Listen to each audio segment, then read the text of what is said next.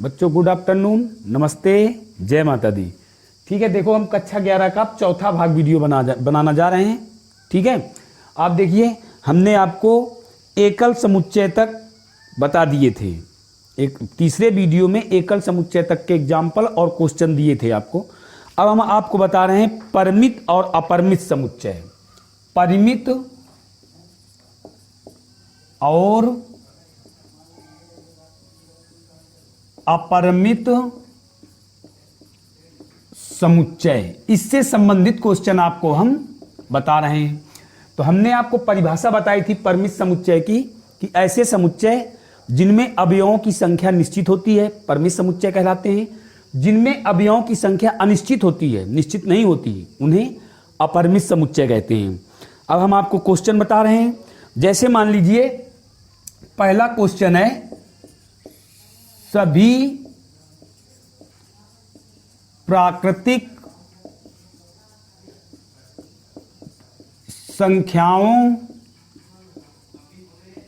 का समुच्चय। अब देखिए कह रहा सभी प्राकृतिक संख्याओं का समुच्चय। तो ये समुच्चय कैसा है?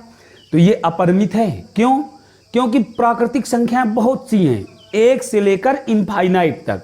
तो कैसा हो जाएगा ये हो जाएगा अपरिमित समुच्चय। अपरिमित समुच्चय। सेकंड क्वेश्चन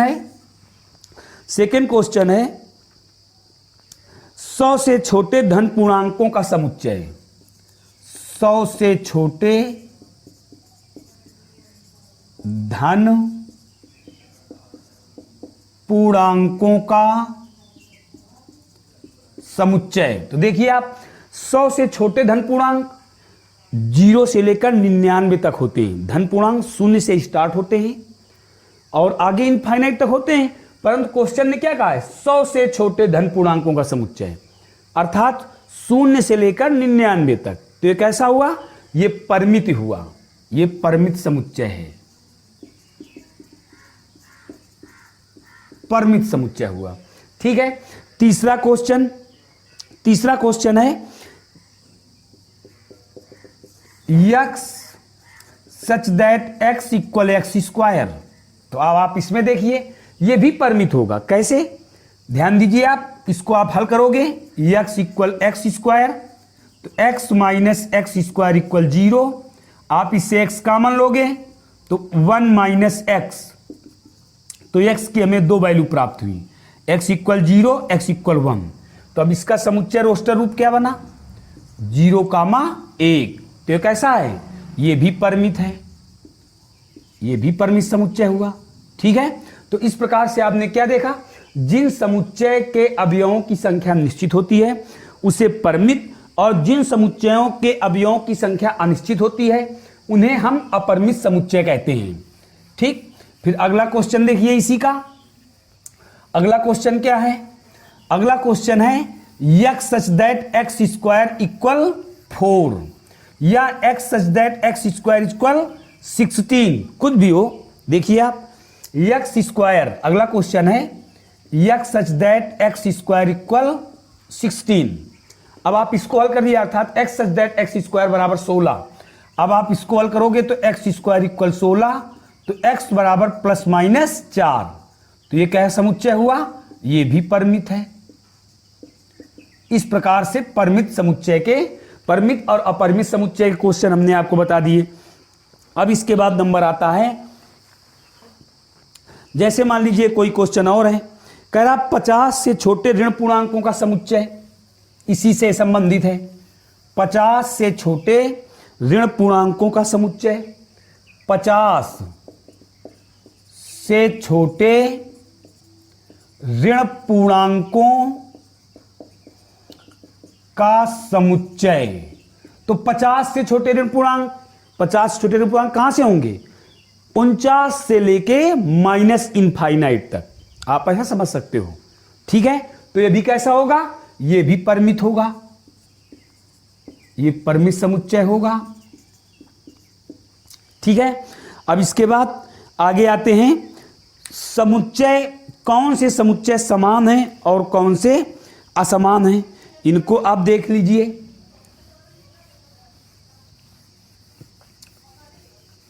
निम्न समुच्चय युग्मों में समान एवं असमान युग्म हमें छांटने हैं।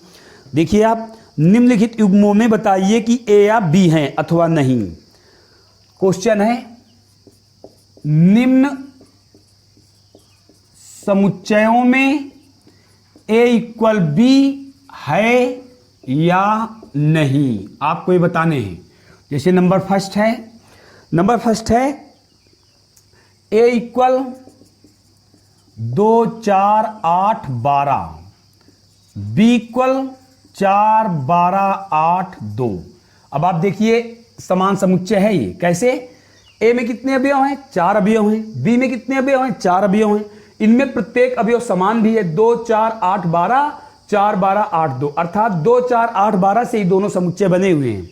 तो वे समुच्चय युग्म तभी समान होते हैं जब उनके अवयवों की संख्या अवयव भी समान हो, तभी समान समुच्चय होते हैं। तो ए इक्वल बी है। ठीक। सेकेंड नंबर आइए आप, ये इसका आंसर हो गया। सेकेंड नंबर है एक्स सच दैट एक्स 10 का गुणज है। मान लीजिए कहीं लिखा है एक्स सच दैट एक्स 10 का गुणज है। दूसरा समुच्चय ये मान लीजिए ए हो गया। दूसरा बी इक्वल 10 15 20 25 डैश डैश।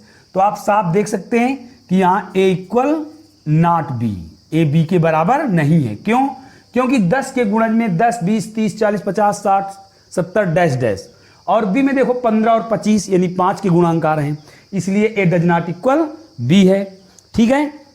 इसी प्रकार आगे देखिए आप, जैसे मान लीजिए अगला क्वेश्चन है थर्ड है x such that x belong number, x such that x belong number comma 1 is less than equal x is less than equal 3। इसका यदि हम रोस्टर रूप लिखें तो हो जाएगा 1 2 3। भी दूसरा समुच्चय मान लीजिए ए है, दूसरा समुच्चय बी है। बी है x such that 3x equal 9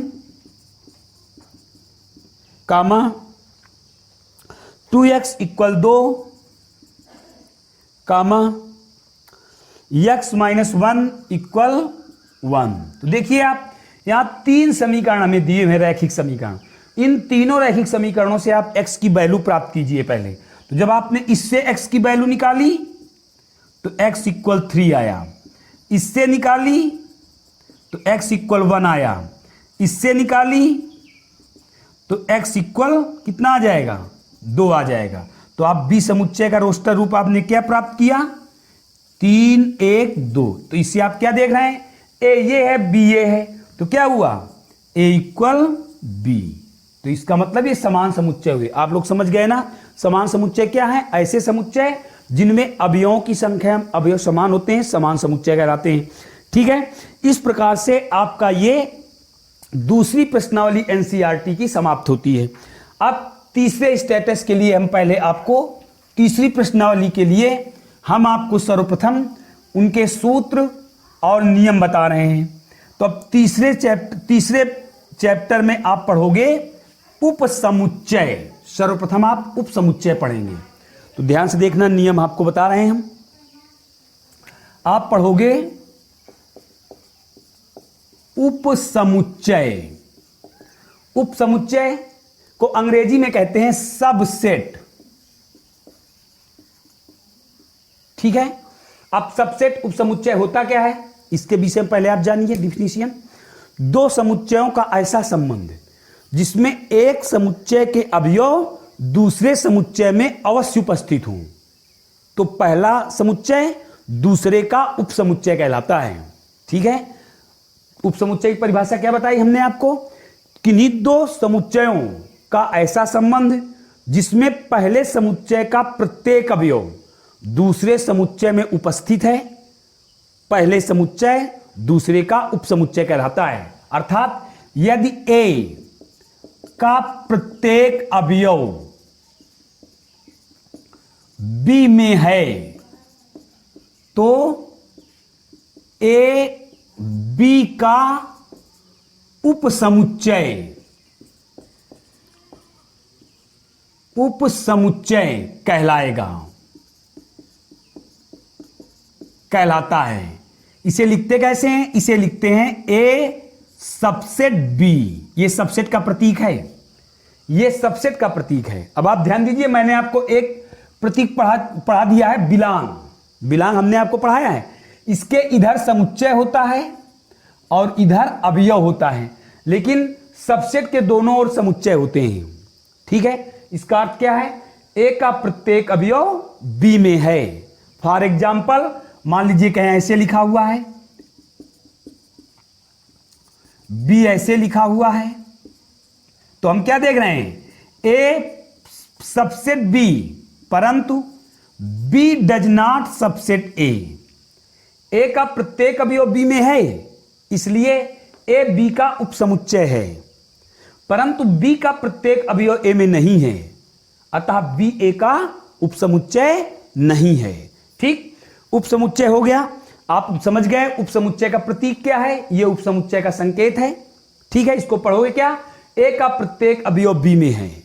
ठीक, और इसका अर्थ क्या है?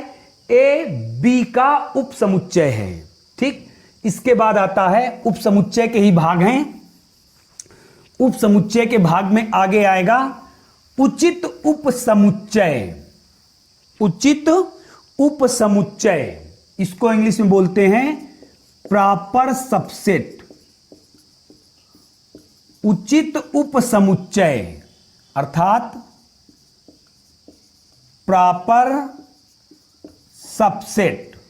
ठीक है, इसको देखिए आप, ए प्रॉपर सबसेट बी, दो समुच्चय के बीच भी संबंध है। इसका अर्थ क्या है? ए का प्रत्येक अवयव बी में है, परंतु बी में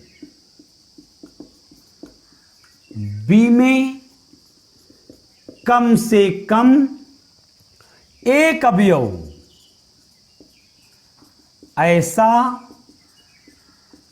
अवश्य हो जो ए में ना हो। ये इसकी डिफिनेशन है। इसका संकेत ये है, देखिए इसमें इसका संकेत ये था सबसेट का, और प्रॉपर सबसेट का ये है। ठीक है, इसका अर्थ है ए का प्रत्येक अवयव बी में है, परंतु बी में कुछ अवयव ऐसे हैं जो ए में नहीं है, तो उसे हम क्या कहेंगे? ए बी का उचित उपसमुच्चय है। ए बी का उचित उपसमुच्चय है। फिर आता है अधि उपसमुच्चय, या इसको हम अधिसमुच्चय भी बोल सकते हैं। इसको अंग्रेजी में क्या कहते हैं? सुपरसेट। इसको सुपरसेट बोलते हैं। ठीक है, अब सुपरसेट इसका उल्टा होता है, जस्ट इसका विलोम। यह सुपरसेट का निशान है। इसका अर्थ है ए बी का अधिसमुच्चय है। इसका अर्थ क्या है? ए बी का अधिसमुच्चय, और मतलब यही है, ए का प्रत्येक अवयव बी का प्रत्येक अवयव ए में है। बी का प्रत्येक अवयव ए में है, परंतु ए में कम से कम एक अवयव ऐसा अवश्य है जो बी में नहीं है। ठीक है, तो आपको सबसेट पढ़ा, प्रॉपर सबसेट पढ़ा, सुपरसेट पढ़ा। सबसेट का प्रतीक ये है, प्रॉपर सबसेट का प्रतीक ये है, और सुपरसेट का प्रतीक ये है। फिर इसके बाद कुछ नियम और थ्योरी जान लीजिए, थ्योरम जिनको प्रमेय आप बोलते हैं। जैसे आप पहले तो ये बात याद रखना कि रिक्त समुच्चय किसी भी समुच्चय का उचित उपसमुच्चय नहीं होता। देखो हम आपको पॉइंट लिख के बता रहे हैं, ध्यान देना।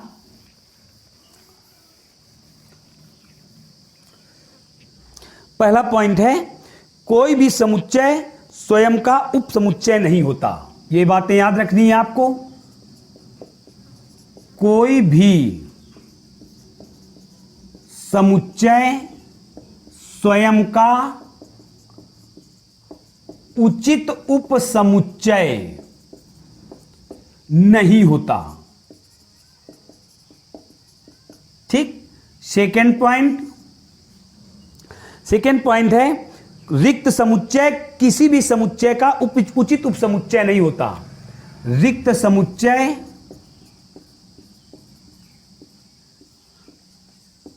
किसी भी समुच्चय का उचित उपसमुच्चय नहीं होता। तीसरा पॉइंट, रिक्त समुच्चय प्रत्येक समुच्चय का उपसमुच्चय होता है। रिक्त समुच्चय प्रत्येक समुच्चय का उपसमुच्चय होता है। ठीक। फोर्थ पॉइंट, प्रत्येक समुच्चय स्वयं का उपसमुच्चय होता है। प्रत्येक समुच्चय स्वयं का